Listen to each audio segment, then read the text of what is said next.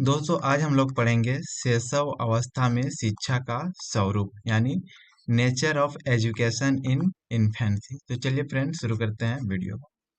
शिक्षा की दृष्टि से मानव जीवन में शैशव काल का बहुत महत्व है। वैलेंटाइन ने इसे सीखने का आदर्श काल कहा है यानी आइडियल पीरियड ऑफ लर्निंग। तो वैलेंटाइन ने शैशव अवस्था को सीखने का आदर्श काल कहा है। इसी प्रकार वाटसन ने भी अपने विचार व्यक्त किए हैं। शैशव अवस्था में सीखने की सीमा और तीव्रता विकास की और किसी अवस्था की तुलना में बहुत अधिक होती है। यह कथन है वाटसन का। वाटसन ने क्या कहा कि शैशव अवस्था में सीखने का सीमा जो होता है और तीव्रता जो है वो विकास की और किसी अवस्था की तुलना में बहुत अधिक होता है। अतः शैशव अवस्था में शिक्षा के परिप्रेक्ष्य में निम्नलिखित बातों को ध्यान में अवश्य रखना चाहिए। पहला पॉइंट है स्नेहपूर्ण व्यवहार यानी एफेक्शनेट बिहेवियर। इस अवस्था में बालक दूसरों पर निर्भर रहता है। शैशव अवस्था में बालक क्या रहता है? दूसरों पर निर्भर रहता है, दूसरों के स्नेह का भूखा रहता है। अतः माता पिता या अध्यापकों को उन्हें मारना डांटना नहीं चाहिए शैशव अवस्था में, तथा न उन्हें भय दिखाना चाहिए, किसी प्रकार का डराना धमकाना नहीं चाहिए और ना ही क्रोध दिखाना चाहिए। बालक के प्रति प्रेम, दया, सहानुभूति और शिष्टता का व्यवहार रखना चाहिए। बच्चों के साथ हमेशा दया, सहानुभूति और शिष्टता का व्यवहार रखना चाहिए, बड़ों को और शिक्षकों को। इससे उनमें सीखने के लिए रुचि उत्पन्न होगी और उचित दिशा में विकास होगा। अब देखते हैं दूसरा पॉइंट। दूसरा पॉइंट है जिज्ञासा की संतुष्टि यानी सेटिस्फेक्शन ऑफ क्यूरियोसिटी। शिशु शीघ्र ही अपने आसपास की वस्तुओं के संबंध में अपनी जिज्ञासा व्यक्त करने लगता है। जो बच्चा होता है उस शैशव अवस्था में कोई भी चीज अपने आसपास देखता है उसके संबंध में जिज्ञासा व्यक्त करने लगता है, मतलब कि उसके बारे में वो तरह तरह का सवाल पूछने लगता है। यह क्रो का विचार है। यह कथन किसका है? क्रो का विचार है। वह उनके विषय में अनेक प्रकार के प्रश्न पूछकर अपनी जिज्ञासा को शांत करना चाहता है। उसके माता पिता और अध्यापकों को उसकी जिज्ञासा को संतुष्ट करने का प्रयत्न करना चाहिए। यानी बच्चा जब छोटा शैशव अवस्था में रहता है तो कोई भी प्रश्न पूछता है तो उसके माता पिता को उसका प्रश्न का उत्तर देके संतुष्ट करना चाहिए। तीसरा पॉइंट है वास्तविकता का ज्ञान यानी नॉलेज ऑफ रियलिटी। शिशु काल्पनिक जगत को ही वास्तविक संसार समझता है, अतः उसे ऐसे विषयों का ज्ञान दिया जाना चाहिए जो उसे वास्तविकता का ज्ञान कराए। मोंटेसरी पद्धति में यहाँ पे परियों की कहानी को इसलिए स्थान नहीं दिया गया है क्योंकि यह वास्तविकता से परे है।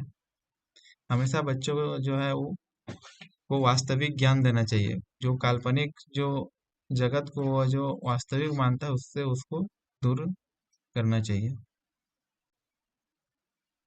नेक्स्ट है व्यक्तिगत स्वच्छता की शिक्षा यानी एजुकेशन ऑफ इंडिविजुअल क्लीनलीनेस। शिशु कुछ बड़ा हो जाए तो उसे व्यक्तिगत स्वच्छता की शिक्षा देनी चाहिए। उसे मंजन करने यानी मुंह की साफ सफाई, नहाने, स्वच्छ कपड़े पहनने आदि के लाभ के बारे में बताना चाहिए। पांचवा पॉइंट है मूल प्रवृत्तियों को प्रोत्साहन यानी इनिशिएटिव टू इंस्टिक्ट। शिशु की मूल प्रवृत्तियों का दमन न किया जाए। मूल प्रवृत्तियों को दबाने का बुरा प्रभाव बालक के शारीरिक और मानसिक विकास पर पड़ता है। जैसे शिशु का मूल प्रवृत्ति क्या होता है कि थोड़ा बहुत जो है वो खेल कूद उछल कूद करता है, बदमाशी करेगा, तो उसका जो है ज्यादा उसका जो है मूल प्रवृत्ति है उसका दमन हम लोग को डांट फटकार लगाकर नहीं करना चाहिए। मूल प्रवृत्तियों को दबाने का बुरा प्रभाव बालक के शारीरिक और मानसिक विकास पर पड़ता है। छठा पॉइंट है पालन पोषण। शिशु के शारीरिक विकास में पोषण का बहुत ही महत्व होता है। शिशु के आहार पर विशेष ध्यान देने की आवश्यकता होती है, क्योंकि अन्य सभी विकास जैसे बौद्धिक विकास हो गया, सामाजिक विकास हो गया तथा संवेगात्मक का आधार शारीरिक विकास से ही होता है। अतः शिशु के पोषण में सभी तत्व का होना जरूरी है। पोषण के साथ साथ निद्रा, स्वच्छता, वस्त्र और स्नेह प्यार का अत्यधिक महत्व होता है। छठा पॉइंट बोल रहा है कि पालन पोषण। शिशु का शारीरिक विकास में पोषण का बहुत इंपॉर्टेंट होता है। बच्चा को सही तरह से प्रोटीन देना चाहिए, कार्बोहाइड्रेट, विटामिन, ये सब प्रॉपर मात्रा में देना चाहिए, जिससे बच्चा का जो है शारीरिक विकास प्रॉपर ढंग से होगा। शारीरिक विकास जब अच्छी तरीके से होगा तभी बच्चा का जो है बौद्धिक विकास, सामाजिक विकास और संवेगात्मक विकास भी अच्छी तरह से होगा। इसलिए पालन पोषण पे भी विशेष ध्यान देना चाहिए। नेक्स्ट पॉइंट है आत्मनिर्भरता का विकास यानी डेवलपमेंट ऑफ सेल्फ डिपेंडेंस। आत्मनिर्भरता से शिशु को स्वयं सीखने, कार्य करने और विकास करने की प्रेरणा मिलती है। अतः उसको स्वतंत्रता प्रदान करके आत्मनिर्भर बनने का अवसर दिया जाना चाहिए। तो बच्चा यदि कोई काम अच्छा से कर पा रहा है खुद से, तो उसको वह काम खुद करने देना चाहिए। नेक्स्ट पॉइंट है सामाजिक भावना का विकास यानी डेवलपमेंट ऑफ सोशियबिलिटी। शैशव अवस्था में बच्चों में अन्य बालकों के साथ रहना, उनसे सहायता प्राप्त करना, उनकी सहायता करना, दूसरों के कष्ट के प्रति सहानुभूति प्रकट करना जैसी विशेषताएं परिलक्षित होती है। बच्चा जो है शैशव अवस्था में रहता है तो उसमें ये सारे गुण देखने को मिलते हैं। बालकों के साथ वो रहते हैं, उनसे सहायता प्राप्त करते हैं, दूसरों को सहायता करते हैं, दूसरा का कष्ट होता है तो वो सहानुभूति व्यक्त करते हैं।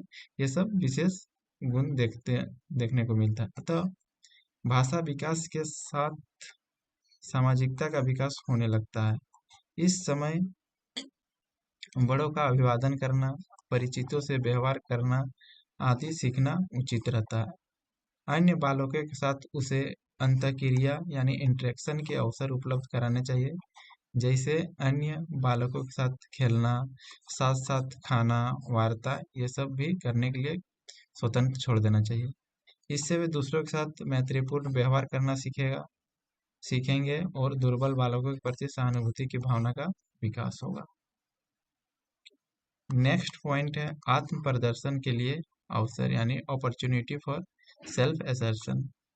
शिशु के आत्म प्रदर्शन की प्रवृत्ति होती है, अतः माता पिता या फिर अभिभावक तथा अध्यापकों को उससे ऐसे कार्य कराने चाहिए जिससे उसे आत्म प्रदर्शन का अवसर मिले।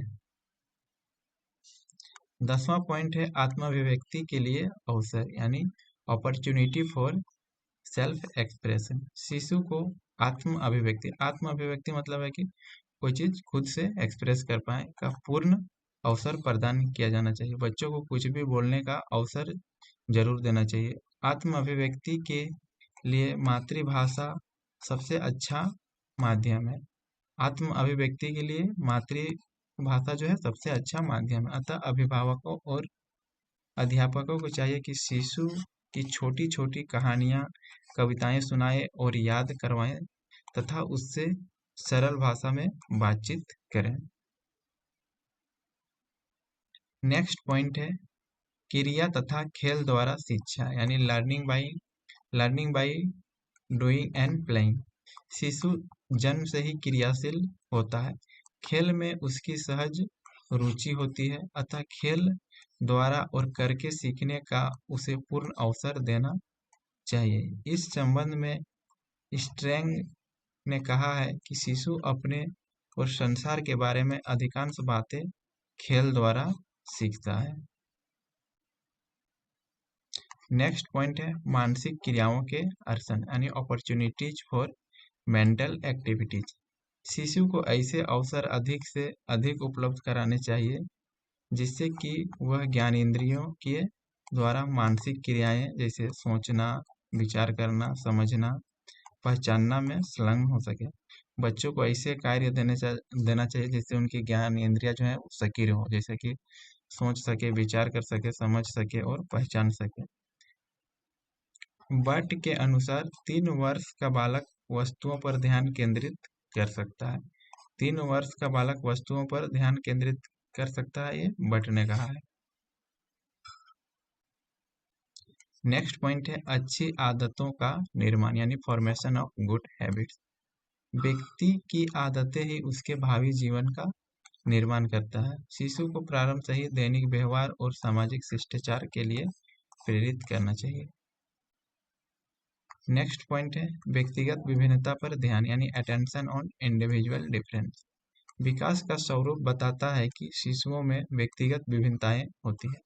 विकास का सिद्धांत क्या बताता है कि व्यक्ति में जो है, शिशु में है, व्यक्तिगत विभिन्नता पाई जाती है। यहाँ तक कि एक ही माता पिता के 2 बच्चों में व्यक्तिगत विभिन्नताएं पाई जाती है।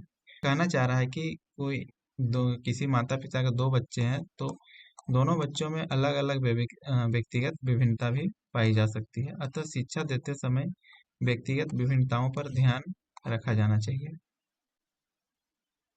लास्ट पॉइंट है संवेगात्मक सुरक्षा यानी इमोशनल सिक्योरिटी। शिशु के विकास में सबसे महत्वपूर्ण तत्व स्नेह होता है। जब उसे दूसरों से स्नेह मिलता है तो वह भी दूसरों को स्नेह देने का प्रयत्न करता है। अतः अभिभावकों और अध्यापकों को चाहिए कि शिशुओं को स्नेह यानी प्यार देकर उसके साथ इस तरह का व्यवहार करें कि वे स्वयं दूसरों के प्रति स्नेह स्नेह अनुभव करें। इस तरह फ्रेंड्स ये टॉपिक कंप्लीट हो जाता है।